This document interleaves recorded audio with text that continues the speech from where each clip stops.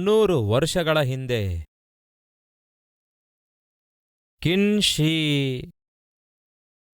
ಕಿನ್ಶಿಯಾಂಗ್ ಎನ್ನುವಂತಹ ಒಬ್ಬ ಚಕ್ರವರ್ತಿ ತನ್ನ ದೇಶವನ್ನು ಭದ್ರಪಡಿಸಿಕೊಳ್ಳುವುದಕ್ಕಾಗಿ, ಶತ್ರುಭೀತಿಯಿಂದ ತನ್ನ ದೇಶವನ್ನು ಕಾಪಾಡಿಕೊಳ್ಳುವುದಕ್ಕಾಗಿ, ಅಂದರೆ ತನ್ನ ಪ್ರಜೆಗಳನ್ನು ಕಾಪಾಡಿಕೊಳ್ಳುವುದಕ್ಕಾಗಿ ಶಕ್ತಿಗೆ ಮೀರಿದಂತಹ ಒಂದು ಕೆಲಸದಲ್ಲಿ ಕೈ ಹಾಕ್ತಾನೆ. ಅದೇನೆಂದರೆ, ಶತ್ರುಗಳು ಮೇಲಿಂದ ಮೇಲೆ ಅವನ ದೇಶಕ್ಕೆ ವಿರುದ್ಧವಾಗಿ ಬಂದು ದಾಳಿ ಮಾಡುತ್ತಾ ಇದ್ರು. ಆಕಸ್ಮಿಕವಾಗಿ ಬಂದು ದಾಳಿ ಮಾಡಿ ಅಮಾಯಕರನ್ನು ದೋಚಿಕೊಂಡು ಹೋಗ್ತಾ ಇದ್ರು.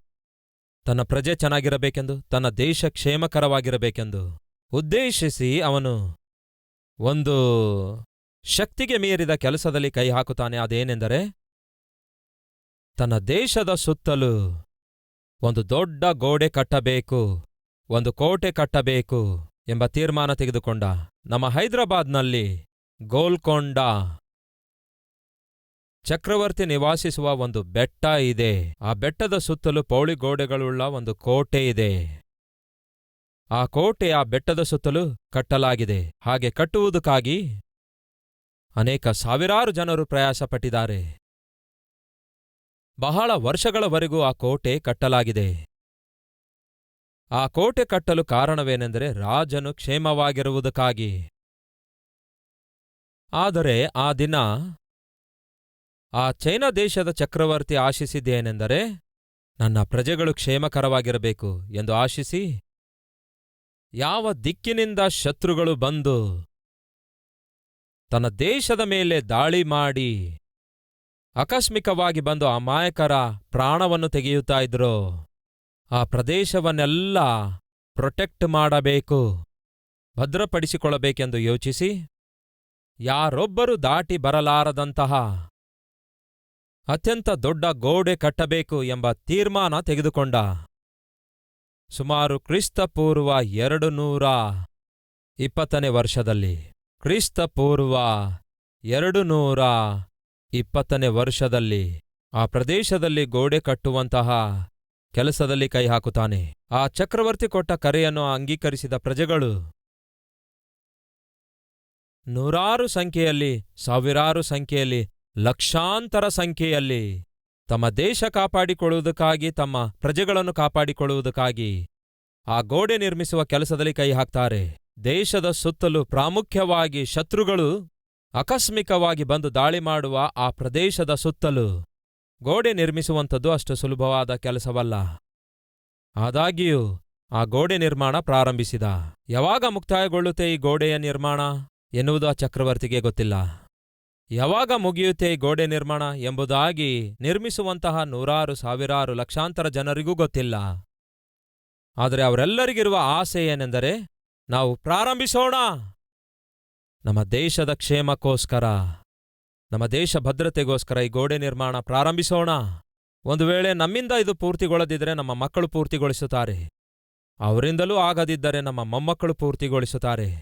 ಒಂದು ದಿನ ಈ ಗೋಡೆ ನಿರ್ಮಾಣ ಪೂರ್ತಿಗೊಳ್ಳುತ್ತೆ ಮತ್ತು ನಮ್ಮ ದೇಶ ಕ್ಷೇಮಕರವಾಗಿರುತ್ತೆ ಎಂಬ ಉದ್ದೇಶದಿಂದ ಅವರು ಆ ಗೋಡೆ ನಿರ್ಮಿಸುವುದನ್ನು ಪ್ರಾರಂಭಿಸುತ್ತಾರೆ. 1 ವರ್ಷ ಆಗುತ್ತೆ, ಗೋಡೆ ನಿರ್ಮಾಣ ಪೂರ್ತಿಗೊಳ್ಳಲ್ಲ. 10 ವರ್ಷಗಳಾದರೂ ಗೋಡೆ ನಿರ್ಮಾಣ ಪೂರ್ತಿಗೊಳ್ಳಲ್ಲ. 50 ವರ್ಷ ಆದರೂ ಗೋಡೆ ನಿರ್ಮಾಣ ಪೂರ್ತಿಗೊಳ್ಳಲ್ಲ. ಆ ಗೋಡೆ ನಿರ್ಮಾಣ ಪ್ರಾರಂಭಿಸಿದ ರಾಜನು ಸಾಯುತ್ತಾನೆ. ಆ ಗೋಡೆ ನಿರ್ಮಿಸುವಂತಹ ಪ್ರಜೆಗಳು ಕೂಡ ಸಾಯುತ್ತಾರೆ. 100 ವರ್ಷಗಳಾದರೂ ಕೂಡ ನಿರ್ಮಿಸುತ್ತಲೇ ಇದ್ರು. 200 ವರ್ಷಗಳಾದವು, ಇನ್ನೂ ನಿರ್ಮಿಸುತ್ತಲೇ ಇದ್ರು. 300 ವರ್ಷಗಳಾದವು, ಆದಾಗ್ಯೂ ನಿರ್ಮಿಸುತ್ತಲೇ ಇದ್ರು. ಆ ಗೋಡೆ ನಿರ್ಮಿಸುವುದಕ್ಕಾಗಿ ಸುಮಾರು 2300 ವರ್ಷಗಳು ಹಿಡಿದುವು ಪ್ರಿಯರೇ. ಎಷ್ಟು ವರ್ಷಗಳು? 2300 ವರ್ಷಗಳ ಕಾಲ ಹಿಡಿಯಿತು ಆ ಗೋಡೆ ನಿರ್ಮಿಸುವುದಕ್ಕಾಗಿ. ಕಾರಣವೇನೆಂದರೆ, ಅದೇನೋ 100 ಅಡಿಯಷ್ಟು ಇಲ್ಲವೇ 200 ಅಡಿಯಷ್ಟು, 1 ಕಿಲೋಮೀಟರ್ ಉದ್ದ ಇರುವಂಥದ್ದಲ್ಲ, ಸುಮಾರು 21,196 ಕಿಲೋಮೀಟರ್ ಉದ್ದದಷ್ಟು, ಅಂದರೆ ಅಷ್ಟು ಉದ್ದವಾದ ಅಂತಹ ಗೋಡೆ ನಿರ್ಮಾಣ ಮಾಡುವುದು ಅಷ್ಟು ಸುಲಭ ಅಂತೀರಾ?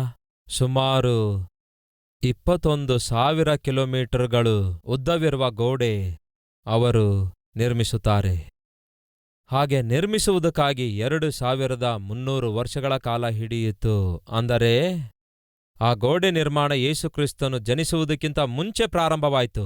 ಹಾಗೆ ನಿರ್ಮಿಸಲ್ಪಟ್ಟಂತಹ ಆ ಗೋಡೆ ಜನರಿಗೆ ಭದ್ರತೆ ಕೊಟ್ಟು ಪ್ರಜೆಗಳು ಕ್ಷೇಮವಾಗಿ ಪ್ರಶಾಂತವಾಗಿ ಜೀವಿಸುವುದಕ್ಕೋಸ್ಕರ ಆಧಾರವಾಯಿತು. ನಿಮ್ಮೆಲ್ಲರಿಗೆ ಗೊತ್ತೇ ಇರುತ್ತೆ, ಆ ಗೋಡೆಯ ಬಗ್ಗೆ ನೀವು ಕೂಡ ಓದಿರ್ತೀರಿ. That is called the great wall of China. China ದೇಶ ಭದ್ರಪಡಿಸಿಕೊಳ್ಳುವುದಕ್ಕಾಗಿ ಇಗೋ ಹೀಗೆ ತಮ್ಮ ದೇಶದ ಸುತ್ತಲೂ ಪ್ರಾಮುಖ್ಯವಾಗಿ ಶತ್ರು ದಾಟಿ ಬರಲಾರದೆ ಇರಬೇಕೆಂದು ದೊಡ್ಡ ಗೋಡೆಯನ್ನು ಕಟ್ಟುತ್ತಾರೆ. ಬೆಟ್ಟ ಗುಡ್ಡಗಳ ಮಧ್ಯ ಹಾಗೂ ಕಣಿವೆಯಲ್ಲಿಯೂ ಈ ಗೋಡೆಯನ್ನು ನಿರ್ಮಿಸಿಕೊಳ್ಳುತ್ತಾ ಹೋಗ್ತಾರೆ. ಪ್ರಾರಂಭಿಸಿರುವ ವ್ಯಕ್ತಿ ಸತ್ತೋಗುತ್ತಾನೆ, ಆದರೆ ಗೋಡೆ ನಿರ್ಮಾಣ ನಿಂತೋಗಲ್ಲ. ಲಕ್ಷಾಂತರ ಸಂಖ್ಯೆಯಲ್ಲಿ ಜನರು ಈ ಗೋಡೆ ನಿರ್ಮಾಣದಲ್ಲಿ ತಮ್ಮ ಜೀವಿತವನ್ನೇ ತ್ಯಾಗ ಮಾಡುತ್ತಾರೆ. ತಮ್ಮ ಶಕ್ತಿಗೆ ಮೀರಿ ಕೆಲಸ ಮಾಡಿ ಈ ಗೋಡೆ ನಿರ್ಮಿಸುತ್ತಾರೆ. ಅವರಿಗಿರುವ ಒಂದೇ ಒಂದು ಆಸೆ ಏನೆಂದರೆ, ಈ ದಿನ ನಾವು ಕಷ್ಟಪಡುವುದರಿಂದ ನಮ್ಮ ಮಕ್ಕಳು ಕ್ಷೇಮವಾಗಿರುತ್ತಾರೆ ಎನ್ನುವುದು ಒಂದೇ ಒಂದು ಆಸೆ. ನಾವು ಪ್ರಯಾಸ ಪಡುವುದರಿಂದ ನಮ್ಮ ಮಕ್ಕಳು ಪ್ರಶಾಂತವಾಗಿರುತ್ತಾರೆ.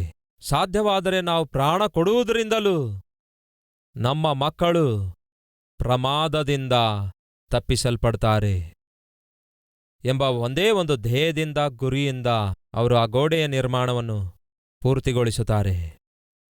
ನಿರ್ಮಾಣ ಕೆಲಸ ಮುಗಿದ ನಂತರ ಪ್ರಜೆಗಳೆಲ್ಲರೂ ಪ್ರಶಾಂತವಾಗಿ ಸಮಾಧಾನದಿಂದ ಆನಂದದಿಂದ ಅವರು ಜೀವಿಸಲು ಆರಂಭಿಸಿದ ನಂತರ ಆಕಸ್ಮಿಕವಾಗಿ ಒಂದು ದಿವಸ ಶತ್ರುಗಳು ಆ ದೇಶದ ಮೇಲೆ ದಾಳಿ ಮಾಡ್ತಾರೆ. ಆಕಸ್ಮಿಕವಾಗಿ ಶತ್ರುಗಳು ಬಂದು ದೇಶದ ಮೇಲಿರುವ ಪ್ರಜೆಗಳ ಮೇಲೆ ದಾಳಿ ಮಾಡುತ್ತಾರೆ. ಅನೇಕ ನೂರಾರು ಜನರನ್ನು, ಸಾವಿರಾರು ಜನರನ್ನು ಕೊಂದಾಕ್ತಾರೆ. ಯಾರೊಬ್ಬರಿಗೂ ಏನೂ ಅರ್ಥ ಆಗ್ಲಿಲ್ಲ. ಇದೇನು ನೂರಾರು ವರ್ಷಗಳಿಂದ, ಸಾವಿರಾರು ವರ್ಷಗಳಿಂದ ನಮ್ಮ ಪೂರ್ವಿಕರು ಲಕ್ಷಾಂತರ ಸಂಖ್ಯೆಯಲ್ಲಿ ಪ್ರಯಾಸಪಟ್ಟು ಶತ್ರುವಿನ ಭೀತಿಯಿಂದ, ಶತ್ರುವಿನ ಭಯದಿಂದ ನಾವು ತಪ್ಪಿಸಲ್ಪಟ್ಟು ಪ್ರಶಾಂತವಾಗಿ ಜೀವಿಸುತ್ತೇವೆಂದು ಯೋಚಿಸಿ ದೊಡ್ಡ ಗೋಡೆ, ಕೋಟೆಯಂತಹ ಗೋಡೆ ನಿರ್ಮಿಸಿದ್ದಾರಲ್ಲವೇ? ಹಾಗಾದರೆ ಮತ್ತೆ ಹೇಗೆ ನಮ್ಮ ಮೇಲೆ ಈ ದಿನ ಶತ್ರು ಬಂದು ದಾಳಿ ಮಾಡಿದಾನೆ? 2000 ವರ್ಷಗಳಿಂದ ಕಟ್ಟಲ್ಪಟ್ಟಂತಹ ಆ ದೊಡ್ಡ ಯಾಕೆ ನಮ್ಮನ್ನು ಕಾಪಾಡ್ಲಿಕ್ಕಾಗಲಿಲ್ಲ? ಅಷ್ಟಕ್ಕೂ ಏನ್ ಜರುಗಿದೆ ಎಂಬುದಾಗಿ ಆ ದೇಶದಲ್ಲಿರುವ ಪ್ರತಿಯೊಬ್ಬರೂ ಪ್ರಶ್ನಿಸ್ತಾ ಇದ್ರು. ಏನ್ ಜರುಗಿತು? ಹೇಗೆ ಶತ್ರು ಒಳಗಡೆ ಬರಲು ಸಾಧ್ಯವಾಯಿತು? ನಮ್ಮ ಪೂರ್ವಿಕರು ಪಟ್ಟ ಪ್ರಯಾಸವೆಲ್ಲ ವ್ಯರ್ಥವಾಯ್ತಲ್ಲವೇ? ಲಕ್ಷಾಂತರ ಜನರು ಪ್ರಯಾಸಪಟ್ಟು ಕಟ್ಟಿರುವ ಗೋಡೆ ಈ ದಿನ ಯಾಕೆ ನಮ್ಮನ್ನು ಕಾಪಾಡ್ಲಿಕ್ಕಾಗ್ಲಿಲ್ಲ ಎಂದು ಒಬ್ಬರನ್ನೊಬ್ಬರು ಪ್ರಶ್ನಿಸಿಕೊಳ್ತಾ ಇರುವಾಗ ಇರೋ ಸತ್ಯ ಬಯಲಾಯಿತು. ಅದೇನು ಗೊತ್ತಾ?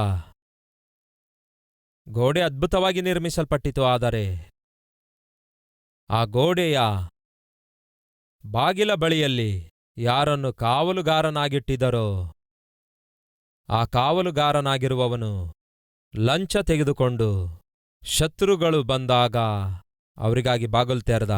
ಒಬ್ಬನ ಲಂಚದ ನಿಮಿತ್ತ, ಒಬ್ಬನ ಲಂಚಕೋರುತನದ ನಿಮಿತ್ತ ದೇಶವೇ ಅಪಾಯಕ್ಕೆ ಗುರಿಯಾಯಿತು. ಆಗ ಒಂದು ಗಾದೆ ಹುಟ್ಟಿ ಬಂದಿತು. ಏನೆಂದು ಗೊತ್ತಾ? China wall has no meaning if enemy can bribe the gate keeper. ಚೈನಾದವರು ನಿರ್ಮಿಸಿರುವ ಗೋಡೆ ಎಷ್ಟು ದೊಡ್ಡದಾಗಿದ್ರೂ ಕೂಡ ದ್ವಾರಪಾಲಕನು ಲಂಚಕ್ಕೋಸ್ಕರ ಮಾರಲ್ಪಡುವುದಾದರೆ ಆ ಚೈನಾ ವಾಲ್ದಿಂದ ಯಾವ ಉಪಯೋಗ ಇಲ್ಲ.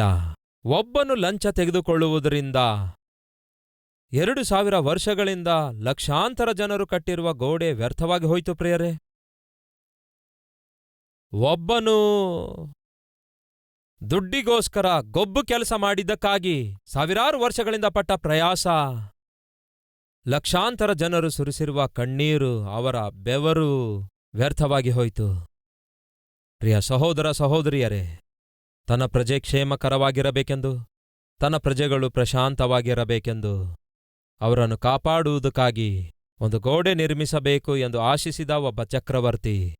ಆದರೆ ಆ ಚಕ್ರವರ್ತಿಯ ಕನಸುಗಳನ್ನು ಕಣ್ಣೀರನ್ನಾಗಿ ಮಾರ್ಪಡಿಸುತ್ತಾ ಒಬ್ಬನು ಶತ್ರುಗಳಿಂದ ಮಾರಲ್ಪಟ್ಟ.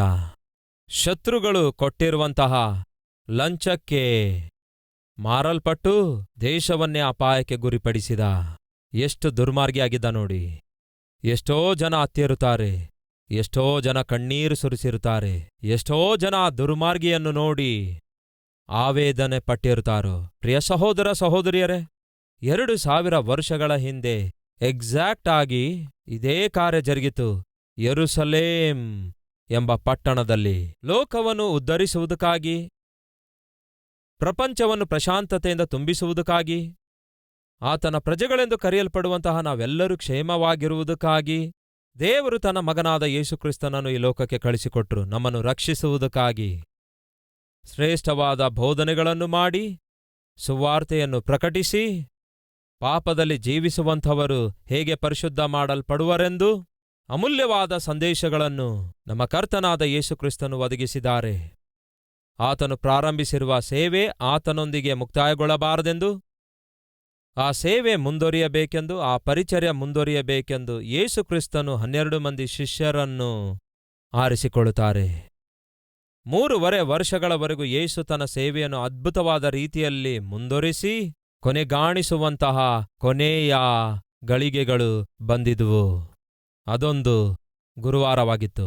ಆ ರಾತ್ರಿ ರೋಮ್ ಸೈನಿಕರು ಬಂದು ಯೇಸುಕ್ರಿಸ್ತನನ್ನು ಬಂಧಿಸಿ ಹಿಡಿದುಕೊಂಡು ಹೋಗುವಂಥವರಾಗಿದ್ರು. ಅಲ್ಲಿರುವಂತಹ ಧರ್ಮಶಾಸ್ತ್ರ ಉಪದೇಶಕರು, ಶಾಸ್ತ್ರಿಗಳು, ಸದ್ದುಕಾಯರು, ಫರಿಸಾಯರು, ಯಾಜಕರು, ದೇವರ ಮಕ್ಕಳೆಂದು ಹೇಳಿಕೊಳ್ಳುವಂತಹ, ದೇವರ ಉಪದೇಶಕರು ಎಂದು ಹೇಳಿಕೊಳ್ಳುವಂತಹ ಇವರೆಲ್ಲರೂ ಸೇರಿ ದೇವರು ಕಳುಹಿಸಿರುವಂತಹ ದೇವಕುಮಾರನಾದ ಯೇಸುಕ್ರಿಸ್ತನನ್ನು ಕೊಂದಾಕಬೇಕು ಎಂಬ ಒಳಸಂಚು ಮಾಡ್ತಾರೆ. ಆದರೆ ಯೇಸುವನ್ನು ಹೇಗೆ ಹಿಡಿಯಬೇಕು? ಯಾರು ಯೇಸುವನ್ನು ಹಿಡಿಯಲು ನಮಗೆ ಸಹಾಯ ಮಾಡ್ತಾರೆ ಎಂಬ ಪ್ರಶ್ನೆ ಅವರಿಗೆ ಬಂದಿತು. ಅಷ್ಟಕ್ಕೂ ಏನ್ ಜರುಗಿತು? ಮಾರ್ಕನ ಸುವಾರ್ತೆ 14ನೇ ಅಧ್ಯಾಯ. ಯೇಸು ಶಿಲುಬೆಗೆ ಒಪ್ಪಿಸಲ್ಪಡಬೇಕಾದಂತಹ ಆ ರಾತ್ರಿಯಲ್ಲಿ ಯೇಸು ಒಂದು ಕೋರಿಕೆಯನ್ನು ಕೋರಿಕೊಂಡ್ರು. ಯಾವುದು ಆ ಕೋರಿಕೆ ಎಂದರೆ, ತಾನು ಬಹಳವಾಗಿ ಪ್ರೀತಿಸಿರುವಂತಹ ತನ್ನ ಶಿಷ್ಯರೊಂದಿಗೆ ಸೇರಿ ಊಟ ಮಾಡಬೇಕು ಎಂದು ಆಶಿಸಿದ್ರು. ಇದು ಯಹೂದ್ಯರ ಆಚಾರವಾಗಿತ್ತು. ಯಹೂದ್ಯರ ಆಚಾರವೇನೆಂದರೆ, ಯಾರೇ ಆಗಲಿ ತಮ್ಮ ಸ್ವಂತ ಜನರನ್ನು ಬಿಟ್ಟು ದೂರ ಪ್ರಾಂತ್ಯಕ್ಕೆ ಹೊರಟು ಹೋಗಬೇಕಾದಾಗ, ಇತರ ದೇಶಕ್ಕಾಗಲಿ ಇತರ ಪ್ರಾಂತ್ಯಕ್ಕಾಗಲಿ ಹೊರಟು ಹೋಗಬೇಕಾದಾಗ, ಹಾಗೆ ಹೊರಟು ಹೋಗಬೇಕಾದ ವ್ಯಕ್ತಿ ತನ್ನ ಸ್ವಂತ ಜನರೊಂದಿಗೆ ಸೇರಿ ಕೊನೆ ಊಟ ಮಾಡಿ, ನಾನು ಹೊರಟು ಹೋಗ್ತಾ ಇದ್ದೇನೆ, ಆದರೆ ಇಗೋ ಈ ರೊಟ್ಟಿಯನ್ನು ನೀವು ತಿನ್ನಿರಿ, ಇದು ನನ್ನ ಶರೀರ, ಈ ದ್ರಾಕ್ಷರಸದಲ್ಲಿ ಪಾನ ಮಾಡಿರಿ, ಇದು ನನ್ನ ರಕ್ತ, ನಾನು ಹೊರಟು ಹೋದರೂ ಕೂಡ ಈ ರೊಟ್ಟಿ ಯಾವ ರೀತಿ ನಿಮ್ಮ ಶರೀರದಲ್ಲಿದೆಯೋ, ಈ ದ್ರಾಕ್ಷರಸ ಯಾವ ರೀತಿಯಾಗಿ ನಿಮ್ಮ ಶರೀರದೊಳಗೆ ಸೇರಿಕೊಂಡಿತೋ, ನಾನು ಕೂಡ ನಿಮ್ಮೊಂದಿಗಿರುತ್ತೇನೆ. ನಾನು ಹೊರಟು ಹೋದರೂ ಕೂಡ ನಾನು ನಿಮ್ಮಿಂದ ದೂರವಾಗುವುದಿಲ್ಲ, ನಿಮ್ಮೊಂದಿಗೇ ಇರುತ್ತೇನೆ, ನಿಮ್ಮೊಳಗೇ ಇರುತ್ತೇನೆ ಎಂದು ತಿಳಿಯಪಡಿಸುವುದಕ್ಕಾಗಿ ಆ ಕಾಲದಲ್ಲಿ ಯಾರೇ ಆಗಲಿ ತಾವು ಬಹಳವಾಗಿ ಪ್ರೀತಿಸಿದಂಥವರನ್ನು ಬಿಟ್ಟು ಬಿಟ್ಟು ಹೊರಟು ಹೋಗಬೇಕಾದಾಗ ಹೀಗೆ ಊಟ ಮಾಡುವುದು ಆಚಾರ ಆಗಿತ್ತು. ಹಾಗಾಗಿ ತನ್ನ ಶಿಷ್ಯರಾಗಿರುವಂತಹ 12 ಮಂದಿಯನ್ನು ಯೇಸುಕ್ರಿಸ್ತನು ಊಟಕ್ಕಾಗಿ ಆಹ್ವಾನಿಸುತ್ತಾರೆ. ಆತನು ಹೊರಟು ಹೋಗಬೇಕಾಗಿತ್ತು. ಹೊರಟು ಹೋಗಬೇಕಾದಾಗ ತನ್ನ ಶಿಷ್ಯರಿಗೆ ಹೇಳಲಿಚ್ಛಯಿಸಿದ, ಈ ರೊಟ್ಟಿಯನ್ನು ತಿನ್ನಿರಿ, ಈ ದ್ರಾಕ್ಷರಸದಲ್ಲಿ ಪಾನ ಮಾಡಿರಿ, ಈ ರೊಟ್ಟಿ ನನ್ನ ಶರೀರ, ಈ ದ್ರಾಕ್ಷರಸ ನನ್ನ ರಕ್ತವಾಗಿದೆ, ಇದನ್ನು ನೀವು ಸೇವಿಸಿರಿ. ಈ ರೊಟ್ಟಿಯನ್ನು ನೀವು ತಿನ್ನುವಾಗ ಅದು ಯಾವ ರೀತಿ ನಿಮ್ಮ ಶರೀರದೊಳಗೆ ಆಹಾರವಾಗಿ ಮಾರ್ಪಟ್ಟು ಆರೋಗ್ಯವನ್ನು ಕೊಡುತ್ತೋ, ಈ ದ್ರಾಕ್ಷರಸ ನಿಮ್ಮ ಶರೀರದೊಳಗೆ ಪ್ರವೇಶಿಸಿ ಅದು ಯಾವ ರೀತಿ ನಿಮಗೆ ಬಲವನ್ನು ಕೊಡುತ್ತದೋ, ಹಾಗೆಯೇ ನಾನು ಕೂಡ ನಿಮ್ಮೊಳಗೇ ಇರುತ್ತೇನೆ, ನಿಮ್ಮೊಂದಿಗೇ ಇರುತ್ತೇನೆ. ನಾನು ಹೊರಟು ಹೋದರೂ ಕೂಡ ನಿಮ್ಮನ್ನು ಮಾತ್ರ ನಾನು ಬಿಟ್ಟು ಬಿಡೋದಿಲ್ಲ ಎಂಬ ಸಂದೇಶ ಕೊಡುವುದಕ್ಕಾಗಿ ಯೇಸುಕ್ರಿಸ್ತನು ತನ್ನ ಶಿಷ್ಯರೊಂದಿಗೆ ಕೂತುಕೊಂಡು ಊಟ ಮಾಡಬೇಕೆಂದು ಆಶಿಸಿದ್ರು. ಹಾಗೆ ಊಟ ಮಾಡಬೇಕೆಂದು ಆಶಿಸಿರುವ ಯೇಸು ಆ ದಿನ ಒಂದು ಮಾತನ್ನು ಹೇಳ್ತಾರೆ.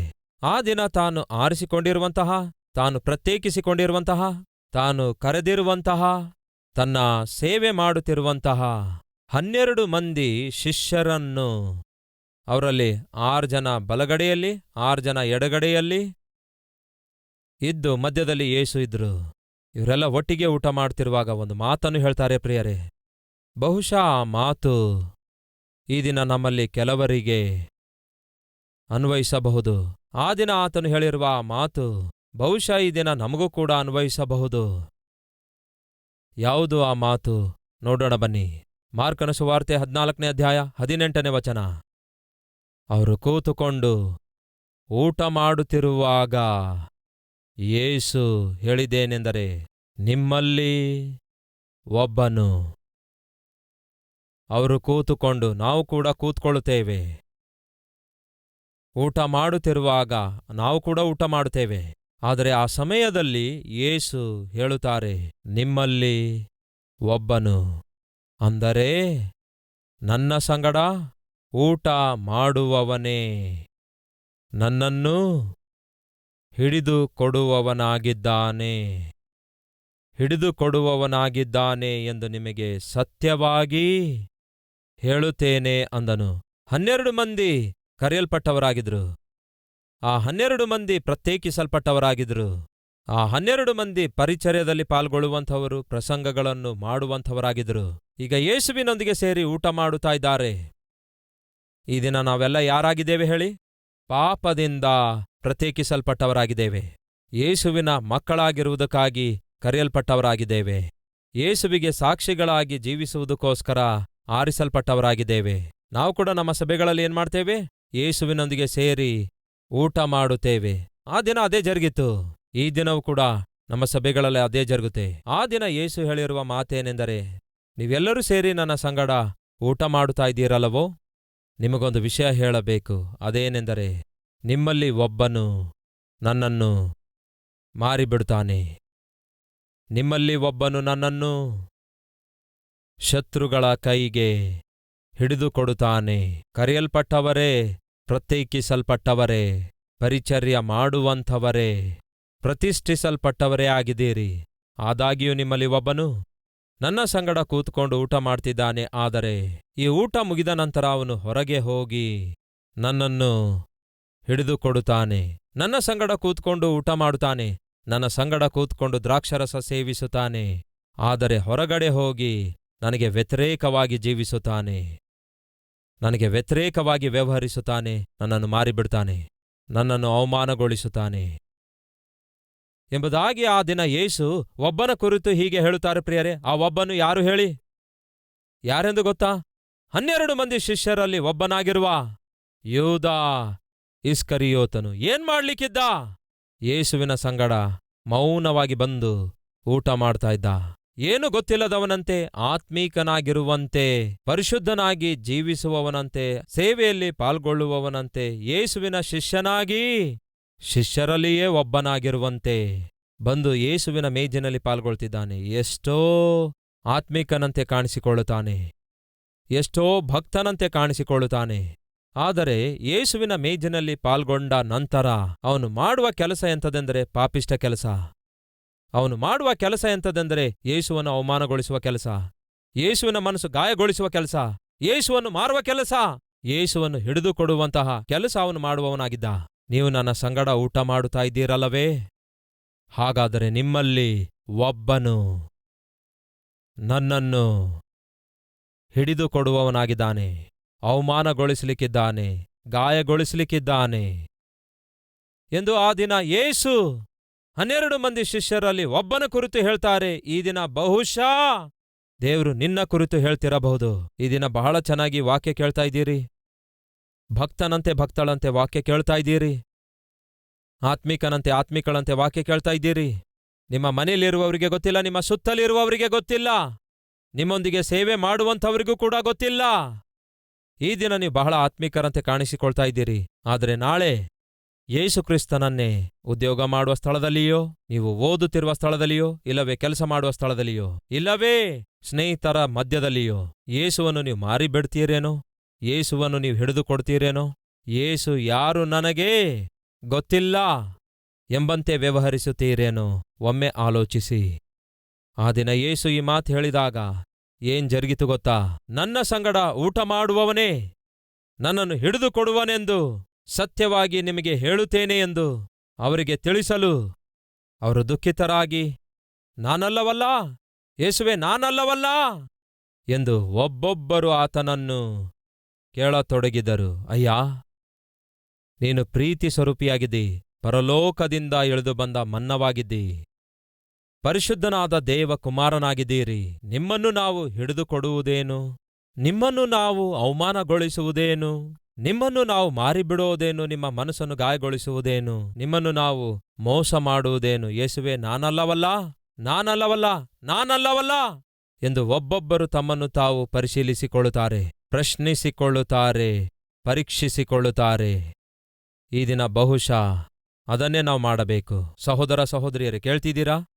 ನಿಮ್ಮಲ್ಲಿ ಬಹಳ ಜನ ಸಭೆಗೆ ಹೋಗುವಾಗ ಚೆನ್ನಾಗಿ ಸ್ನಾನ ಮಾಡಿ, ನಿಮ್ಮಲ್ಲಿ ಕೆಲವರು ಬಿಳಿ ಬಟ್ಟೆಯನ್ನು ಧರಿಸಿಕೊಂಡು ಪರಿಶುದ್ಧತೆಗೆ ಸಾದೃಶ್ಯವಾಗಿ ನೀವು ದೇವರ ಸನ್ನಿಧಿಯಲ್ಲಿ ಕೂತ್ಕೊಂಡು ಕರ್ತನ ಮೇಜಿನಲ್ಲಿ ಯೇಸುವಿನ ತ್ಯಾಗವನ್ನು, ಮರಣವನ್ನು ಜ್ಞಾಪಕ ಮಾಡಿಕೊಳ್ಳುತ್ತಾ, ಆತನಿಗೆ ನಾವು ಸಾಕ್ಷಿಗಳಾಗಿದ್ದೇವೆ, ಆತನು ಮಾಡಿದ ತ್ಯಾಗಕ್ಕೆ ನಾವು ಸಾಕ್ಷಿಗಳಾಗಿದ್ದೇವೆ, ಆತನು ಜೀವಿತಗಳನ್ನು ಮಾರ್ಪಡಿಸಲು ಶಕ್ತನಾದ ದೇವರೆಂದು ನಾವು ಸಾಕ್ಷಿಗಳಾಗಿದ್ದೇವೆ.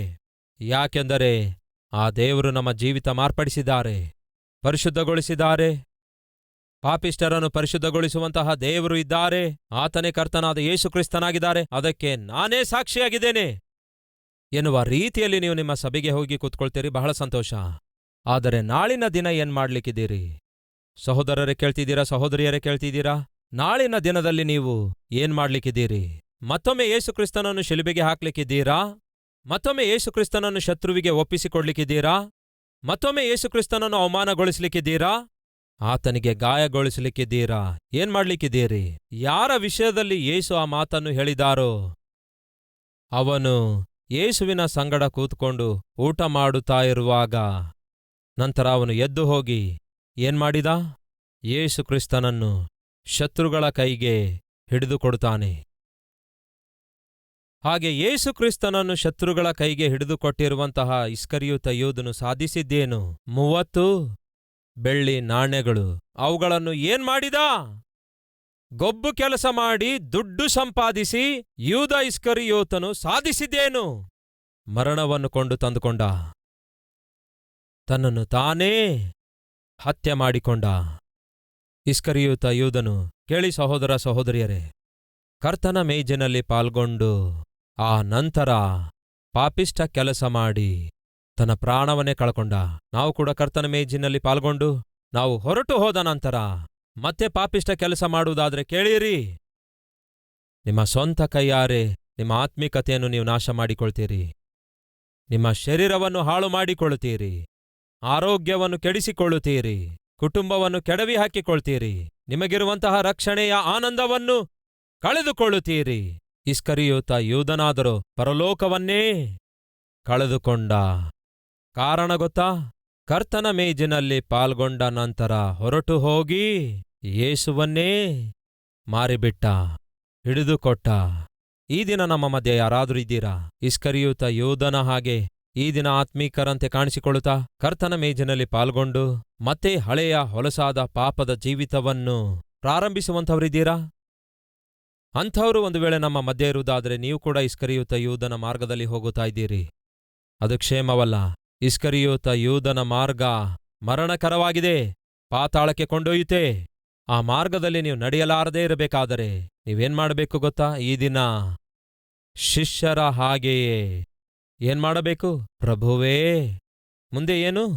ಪ್ರಭುವೇ, ನಾನಲ್ಲವಲ್ಲ, ಆ ಇಸ್ಕರಿಯೋತ ಯೂದನಂತೆ ನಾನಲ್ಲವಲ್ಲ. ಯೇಸುವೆ ನಿನ್ನ ಸಂಗಡ ಊಟ ಮಾಡಿದ ನಂತರ, ಅಂದ್ರೆ ಕರ್ತನ ಮೇಜಿನಲ್ಲಿ ಪಾಲ್ಗೊಂಡ ನಂತರ ಹಿಂತಿರುಗಿ ಹೋಗುವಂತಹವನು ನಾನಲ್ಲವಲ್ಲ. ಕೇವಲ ಕರ್ತನ ಮೇಜಿನಲ್ಲಿ ಮಾತ್ರವೇ ಪಾಲ್ಗೊಳ್ಳುವುದಕ್ಕಾಗಿ ಬಂದು ಮತ್ತೆ ಮುಂದಿನ ವಾರ ಸಭೆ ತಪ್ಪಿಸಿಕೊಳ್ಳುವವನು ನಾನಲ್ವಲ್ಲ. ಸಭೆಗೆ ಕೇವಲ ಕರ್ತನ ಮೇಜಿಗಾಗಿ ಮಾತ್ರ ಹೋಗಿ ಮತ್ತೆ ಹಿಂತಿರುಗಿ ಹೋಗಿ ಇಷ್ಟಾನುಸಾರವಾಗಿ ಜೀವಿಸುವವನು ನಾನಲ್ವಲ್ಲ. ಪರಿಶುದ್ಧತೆ ಹಾಳು ಮಾಡಿಕೊಳ್ಳುವವನು ನಾನಲ್ವಲ್ಲ. ಕರ್ತನಿಗೆ ದೂರ ಜೀವಿಸುವವನು ನಾನಲ್ಲವಲ್ಲ. ಪ್ರಾರ್ಥನೆ ಇಲ್ಲದಂತೆ ಪರಿಶುದ್ಧ ಸತ್ಯವೇದ ಧ್ಯಾನ ಮಾಡಲಾರದೆ ಇಷ್ಟ ಬಂದಂತೆ ಜೀವಿಸುವಂತಹ ಆತ್ಮೀಕ ಹೀನನು ನಾನಲ್ಲವಲ್ಲ. ಪ್ರಥಮ ಫಲವನ್ನು ನಿಮ್ಮ ಸನ್ನಿಧಿಗೆ ಒಪ್ಪಿಸಿಕೊಡಬೇಕಾದ ನಾನು, ಆ ಪ್ರಥಮ ಫಲವನ್ನು ಕೂಡ ತಿನ್ನುವಂಥವನು ನಾನಲ್ಲವಲ್ಲ. ಯೇಸುವಿಗೆ ಸಾಕ್ಷಿಯಾಗಿ ಜೀವಿಸಬೇಕಾದ ನಾನು, ನನ್ನ ಸುತ್ತಲಿರುವವರಿಗೆ ಅವಮಾನಕರವಾಗಿ, ಬೇಸರಕರವಾಗಿ ಜೀವಿಸುವವನು ನಾನಲ್ಲವಲ್ಲ ಎಂದು ಪ್ರಶ್ನಿಸಿಕೊಳ್ಳುವುದಾದರೆ ಒಳ್ಳೆಯದು. ಆ ದಿನ ಉಳಿದ ಆ 11 ಮಂದಿ ತಮ್ಮನ್ನು ತಾವು ಪ್ರಶ್ನಿಸಿಕೊಂಡ್ರು ಪ್ರಿಯರೇ. ಯೇಸುವೆ, ನಾವು ನಿನ್ನನ್ನು ಅವಮಾನಗೊಳಿಸೋದು? ಯೇಸುವೆ, ನಾನಲ್ಲವಲ್ಲ ನಿನ್ನನ್ನು ಹಿಡಿದುಕೊಡೋದು? ಯೇಸುವೆ, ನಾನಲ್ಲವಲ್ಲ ನಿನ್ನನ್ನು ಮಾರುವಂಥದ್ದು ಎಂದು ಒಬ್ಬರನ್ನೊಬ್ಬರು ಪ್ರಶ್ನಿಸಿಕೊಳ್ಳುತ್ತಾರೆ. ಈ ದಿನ ನಾವು ಕೂಡ ಅದೇ ಕೆಲಸ ಮಾಡೋಣ. ಬನ್ನಿ ಪ್ರಾರ್ಥಿಸುವುದರ ಮೂಲಕ.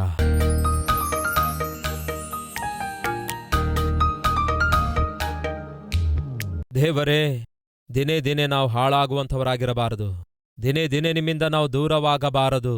ದಿನೇ ದಿನೇ ಬಿಟ್ಟು ಬಿಟ್ಟಂತಹ ಪಾಪ ನಾವು ಮತ್ತೆ ಮಾಡಬಾರದು. ದಿನೇ ದಿನೇ ನಮ್ಮ ಸಾಕ್ಷಿಯನ್ನು ನಾವು ಹಾಳು ಮಾಡಿಕೊಳ್ಳುವಂಥವರಾಗಿರಬಾರದು ದೇವರೇ. ನಮ್ಮ ಶರೀರವನ್ನು ಮಲಿನ ಮಾಡಿಕೊಳ್ಳುವಂಥವರಾಗಿರಬಾರದು ದೇವರೇ. ಈ ಕ್ಷಣವೇ ನಿಮ್ಮ ಅಮೂಲ್ಯವಾದ ರಕ್ತದಿಂದ ನನ್ನನ್ನು, ನಮ್ಮೆಲ್ಲರನ್ನು, ನಮ್ಮ ಪ್ರಾಣ, ಆತ್ಮ, ಶರೀರಗಳನ್ನು ದೇವರೇ ಸಂಪೂರ್ಣವಾಗಿ ಪವಿತ್ರಗೊಳಿಸಿ, ಪರಿಶುದ್ಧಗೊಳಿಸಿ, ನಿತ್ಯವೂ ನಿಮಗೆ ಅಂಗೀಕಾರವಾಗಿ, ನಿತ್ಯವೂ ನೀವು ನೋಡುತ್ತಾ ಇದ್ದೀರಿ ಎಂಬ ಧ್ಯಾಸವುಳ್ಳವರಾಗಿ, ಬಹು ಜಾಗರೂಕರಾಗಿ ನಾವು ಜೀವಿಸುವಂತೆ ಸಹಾಯ ಮಾಡಿರಿ ದೇವರೇ. ಪರಿಶುದ್ಧರಾಗಿ ಜೀವಿಸುವುದಕ್ಕೋಸ್ಕರವೇ ನೀವು ನಮ್ಮನ್ನು ಕರೆದಿದ್ದೀರಿ. ಪರಿಶುದ್ಧತೆಯನ್ನು ನಾವು ಕ್ರಿಯೆಯಲ್ಲಿ ತೋರಿಸುವುದಕ್ಕಾಗಿಯೇ ನಮ್ಮನ್ನು ನೀವು ಆರಿಸಿಕೊಂಡಿದ್ದೀರಿ ಎಂಬ ಈ ವಾಸ್ತವವನ್ನು ನಾವು ಮರೆಯಲಾರದಂತೆ ಸಹಾಯ ಮಾಡಿರಿ. ಸದ್ಯಕ್ಕೆ ಈ ಸಮಯದಲ್ಲಿ ದೇವರೇ, ನಿಮ್ಮ ರಕ್ತದಿಂದ ತೊಳೆಯಲ್ಪಟ್ಟ ನಾವು ಮತ್ತೆ ಹೊಲಸು ಕೆಸರಿನೊಳಗೆ ಬೀಳಲಾರದಂತೆ ಸಹಾಯ ಮಾಡಿರಿ. ಲೋಕದೊಳಗೆ ಬೆರೆತುಕೊಳ್ಳಲಾರದಂತೆ ಸಹಾಯ ಮಾಡಿರಿ ದೇವರೇ. ನೀವು ಆಶಿಸುವಂತೆ ನಿಮ್ಮನ್ನು ಸೇವಿಸುವ ಭಾಗ್ಯ ನಮಗೆ ಅನುಗ್ರಹಿಸಿರೆಂದು ಯೇಸುವಿನ ನಾಮದಲ್ಲಿ ಬೇಡಿ ಹೊಂದಿದ್ದೇವೆ ತಂದೆಯೇ, ಆಮೇನ್. ಕರ್ತನಲ್ಲಿ ಅತ್ಯಂತ ಪ್ರಿಯರಾದ ನಿಮಗೂ ಕಲ್ವರೇಶ್ವರ ವೀಕ್ಷಿಸುವ ನಿಮ್ಮೆಲ್ಲರಿಗೂ ಶಾಲೋಮ್. ಚೆನ್ನಾಗಿದ್ದೀರಾ? ಎಲ್ಲೆಡೆ ಎಲ್ಲರೂ ಮಾನಸಾಂತರ ಹೊಂದಬೇಕಾದ್ರೆ ಎಲ್ಲೆಡೆ ಎಲ್ಲರಿಗೂ ಸುವಾರ್ತೆ ತಲುಪಬೇಕು. ಎಲ್ಲೆಡೆ ಎಲ್ಲರಿಗೂ ಸುವಾರ್ತೆ ತಲುಪಬೇಕಾದ್ರೆ ನನ್ನಂತಹ ಸೇವಕರಲ್ಲಿ ಯಾರಾದರೂ ಎಲ್ಲೆಡೆ ಎಲ್ಲರಿಗೂ ಸುವಾರ್ತೆ ಪ್ರಕಟಿಸಬೇಕು. ನನ್ನಂತಹ ಸೇವಕರು ಸುವಾರ್ತೆ ಪ್ರಕಟಿಸಬೇಕಾದರೆ ಈ ವಾಕ್ಯ ಕೇಳುವಂತಹ ನೀವು ಸಹಾಯ ಮಾಡಿ, ಸಹಕರಿಸಿ, ಸಹಾಯ ಕಳಿಸುವಾಗ ಮಾತ್ರವೇ ಲಕ್ಷಾಂತರ ಜನರಿಗೆ ರಕ್ಷಕನನ್ನು ಪರಿಚಯಿಸುವಂತಹ ಈ ವಾಕ್ಯ ತಲುಪಿಸಬಲ್ಲೆವು. ಈ ದಿನ ಈ ವಾಕ್ಯ ನೀವು ಮನೆಯಲ್ಲೇ ಕೂತ್ಕೊಂಡು ವಿನಯದಿಂದ ಕೇಳಿ ವೀಕ್ಷಿಸುವವರಾಗಿ ವಿಶ್ವಾಸ ಬಿಡುತ್ತಿರುವುದಾದ್ರೆ ಕಾರಣ ಗೊತ್ತಾ? ಯಾರೋ ಒಬ್ಬರು ಈ ಕಾರ್ಯಕ್ರಮಕ್ಕೆ ಸ್ಪಾನ್ಸರ್ ಮಾಡಿರೋದ್ರಿಂದಲೇ ನಿಮಗೆ ಈ ದಿವ್ಯವಾದ ವಾಕ್ಯ ತಲುಪಿಸಿದ್ದೇವೆ. ಎಷ್ಟೋ ಕಾಲದಿಂದ ವಾಕ್ಯ ಕೇಳ್ತಿರುವ ನೀವು ಕೂಡ ಒಂದು ಕಾರ್ಯಕ್ರಮಕ್ಕೆ ಸಹಾಯ ಮಾಡುವುದಾದರೆ ನಿಮ್ಮ ಕುಟುಂಬದಿಂದ ಕೆಲವೊಂದು ಲಕ್ಷಾಂತರ ಜನರು ರಕ್ಷಕನ ಕುರಿತಾದ ಸುವಾರ್ತೆಯನ್ನು ಕೇಳುತ್ತಾರೆ. ಆ ದಿನ ಒಬ್ಬ ಹುಡುಗ 5 ರೊಟ್ಟಿ 2 ಮೀನು ಯೇಸುವಿಗೆ ಕೊಟ್ಟಿರೋದ್ರಿಂದಲೇ ಅವುಗಳನ್ನು ಸಾವಿರಾರು ಜನರಿಗೆ ಆಹಾರವಾಗಿ ಯೇಸು ಹಂಚಿಕೊಡ್ತಾರೆ. ಪ್ರಿಯ ಸಹೋದರ ಸಹೋದರಿಯರೇ, ಕರ್ತನು ಒಂದು ವೇಳೆ ನಿಮ್ಮನ್ನು ಪ್ರೇರೇಪಿಸುವುದಾದರೆ ನೀವು ಕಳಿಸಿಕೊಡಬೇಕಾದ ಸಹಾಯ ಕಳಿಸಿಕೊಟ್ಟು ಈ ಕಲ್ವರಿ ಟಿವಿ ಕಾರ್ಯಕ್ರಮಕ್ಕೆ ಸಹಾಯ ಮಾಡಿ ಅನೇಕ ಜನರಿಗೆ ರಕ್ಷಕನನ್ನು ಪರಿಚಯಿಸುವಂತಹ ಸುವಾರ್ತೆಯನ್ನು ಸಹಕರಿಸಿ ಈ ಕಾರ್ಯಕ್ರಮಕ್ಕೆ ಪ್ರೋತ್ಸಾಹಿಸಿರೆಂದು ಹೃದಯಪೂರ್ವಕವಾಗಿ ಕೋರುತ್ತೇನೆ. ಸ್ಕ್ರೀನ್ನಲ್ಲಿ ಕಾಣಿಸುವ ನಂಬರ್ಗೆ ತಕ್ಷಣವೇ ಫೋನ್ ಮಾಡಿ ಯಾವ ರೀತಿಯಾಗಿ ಈ ಕಾರ್ಯಕ್ರಮಕ್ಕೆ ನೀವು ಸ್ಪಾನ್ಸರ್ ಮಾಡಬಹುದೆಂದು ತಿಳಿದುಕೊಳ್ಳಿರಿ. ಫಲಿತವಾಗಿ ಜೀವವುಳ್ಳಂತಹ ದೇವರ ಕುರಿತಾದ ವಾರ್ತೆಯನ್ನು ಲೋಕಕ್ಕೆ ಪರಿಚಯ ಮಾಡಿರೆಂದು ಮನವಿ ಮಾಡಿಕೊಳ್ತಾ ತಪ್ಪದೆ ಪ್ರಾರ್ಥನೆ ಪೂರ್ವಕವಾಗಿ ಸಹಾಯ ಮಾಡ್ತೀರೆಂದು ನಂಬುವಂಥವನಾಗಿದ್ದೇನೆ. ವಂದನೆಗಳು.